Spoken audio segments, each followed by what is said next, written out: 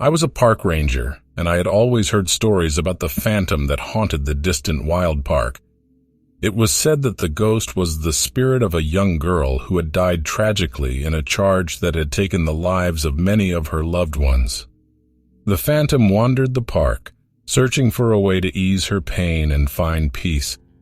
For years, people had talked about the ghost, but no one had ever been able to help her. That all changed when I arrived at the park. My name is Joan, and I'm a park ranger. When I first heard about the ghost, I was a little scared, but I was also curious. I had always been interested in the paranormal, and I wanted to know more about the ghost. I began to explore the park and its wildlife, hoping to find a way to ease the ghost's pain. I spent my days walking through the park, observing the animals and learning about the plants and trees. I was determined to find a way to help the ghost. One day, as I was walking through the park, I saw a ghost for the first time. She was a beautiful young girl with long hair and a sad expression on her face. She looked lost and alone, and my heart went out to her. I approached the ghost, and at first she was frightened, but as I talked to her, she began to trust me. She told me her story, and I listened with sympathy and understanding. I knew that I had to help her find peace. I began to spend more and more time with the ghost, taking her to different parts of the park and showing her the beauty of nature. I showed her the flowers, the trees, and the animals, and I could see the joy in her eyes. For the first time in a long time, she was happy. As time went on, the ghost and I became close friends. We talked about everything, from the weather to our favorite books. We laughed and joked, and I could see that the ghost was finally finding peace. One night, the ghost appeared to me in a dream. She thanked me for all that I had done for her and told me that she was ready to move on. I was sad to hear this, but I knew that it was the right thing for her to do.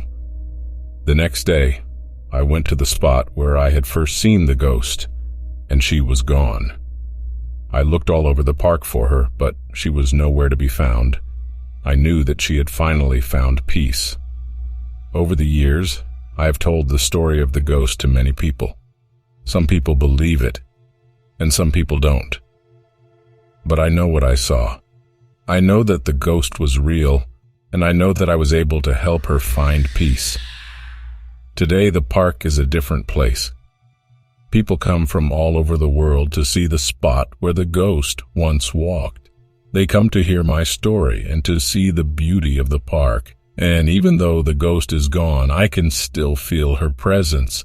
I know that she is watching over the park, and I know that she is at peace.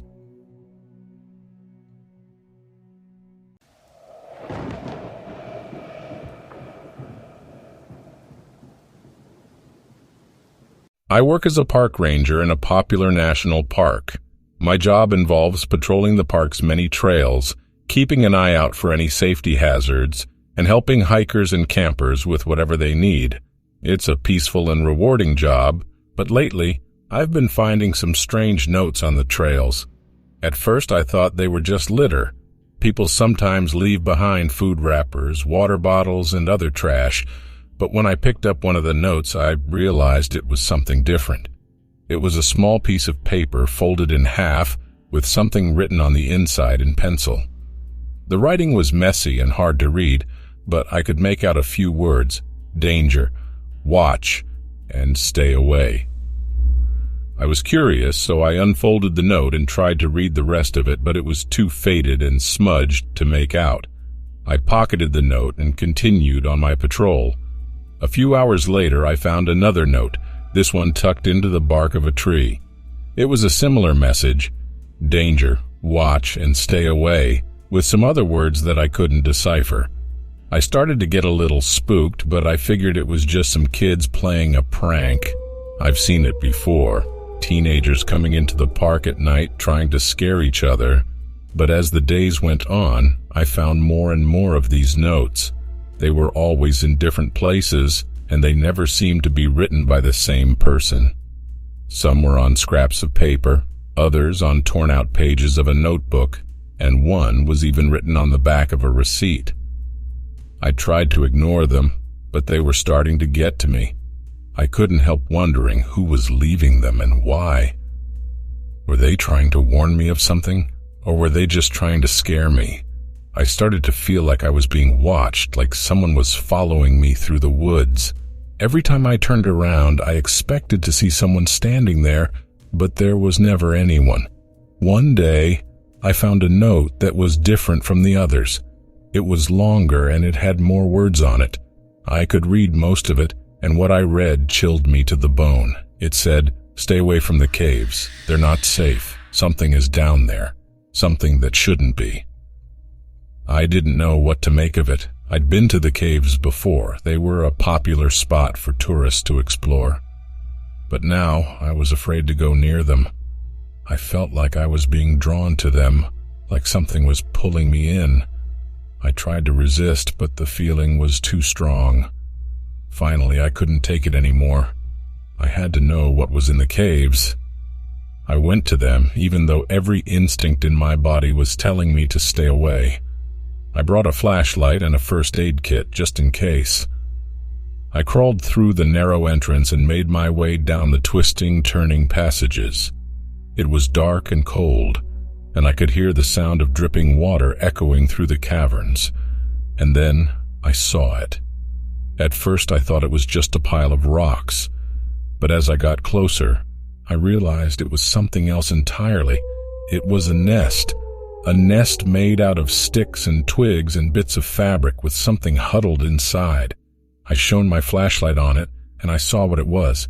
It was a person covered in dirt and grime, with matted hair and a wild look in their eyes. They were thin and gaunt, and they looked like they hadn't eaten or slept in weeks. I tried to talk to them, but they didn't respond. They just stared at me with those wild, desperate eyes. I knew I had to get them out of there, so I helped them up and led them out of the caves.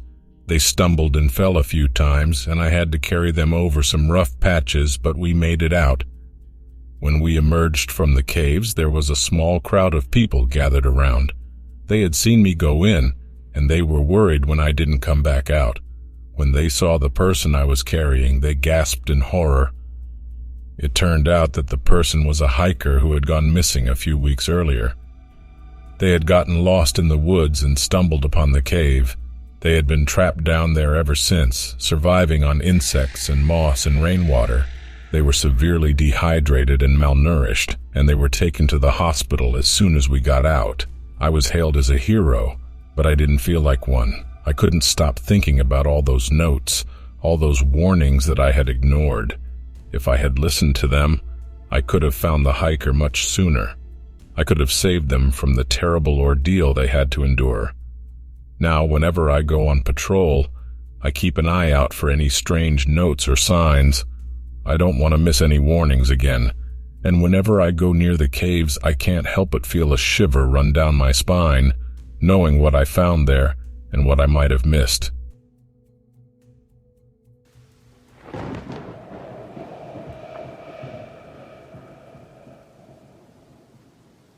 I was working as a park ranger in a national forest when I came across a dead deer on my patrol. I was used to seeing dead animals in the forest, but something was off about this one. Its eyes were completely black, and there was a strange odor coming from its body. It also had strange markings on its fur, which I couldn't identify. I radioed for backup and was instructed to take the deer to the ranger station for examination. As I was transporting it, I began to feel uneasy. I couldn't shake off the feeling that something was watching me. When I arrived at the ranger station, I was surprised to find that the deer was missing from the back of my truck. I searched the entire area but couldn't find any trace of the deer. I then noticed that the strange odor from the deer was now coming from the nearby woods. I decided to investigate and found a strange circle of trees with strange markings on them. In the center of the circle was the deer, now standing on its feet and staring at me with its black eyes. I ran back to the ranger station and told my colleagues what had happened. We decided to investigate the circle of trees together, but when we arrived, it was gone. There was no trace of the deer or the strange markings. I don't know what happened that day, but I can never forget the feeling of unease that came over me when I saw that dead deer in the forest.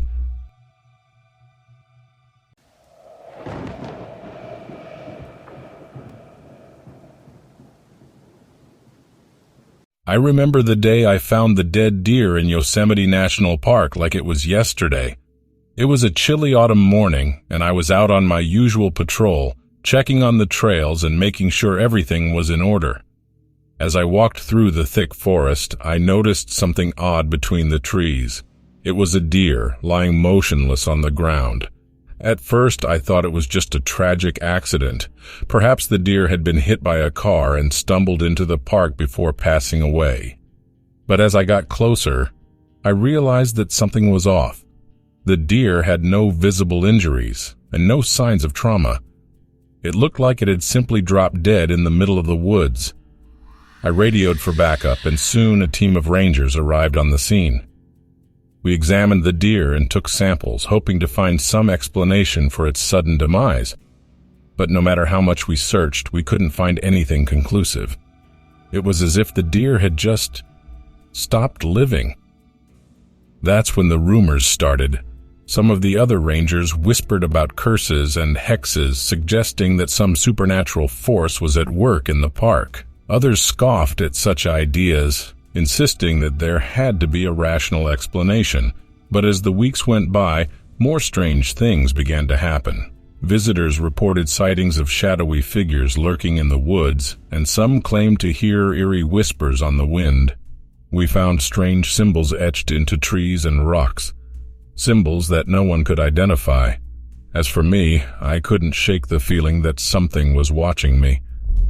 It was a prickling sensation on the back of my neck, a sense of being followed. At first, I tried to ignore it, dismissing it as paranoia, but the feeling persisted, growing stronger with each passing day. One night, as I sat in my cabin reviewing my notes from the day, I heard a faint scratching at the door. I assumed it was just a raccoon or some other curious critter, so I ignored it and continued my work. But the scratching grew louder, more insistent. It sounded almost like words. I approached the door and peered through the peephole. I saw nothing at first, but then a shadowy figure darted across my field of vision. My heart racing, I grabbed my flashlight and flung open the door. No one was there. I searched the surrounding area, but there was no sign of anyone or anything. I was left with nothing but the feeling of eyes on my back, a sense that I was being watched. From then on, things only got worse. The whispers grew louder, the symbols more intricate. I saw things moving in the corner of my eye, and felt the brush of unseen hands against my skin. I began to question my own sanity, wondering if the stress of the job was finally getting to me. But then I found something that made me realize I wasn't crazy after all. It was a journal, tucked away in a hidden corner of the park. The writing was old and faded, but I could make out a few words. "The woods are alive," it read. "They see everything. They remember." That was when I knew that there was something truly paranormal going on in Yosemite National Park. Something ancient and powerful, something that had been there long before any of us. I still work as a park ranger, but I'm more cautious now.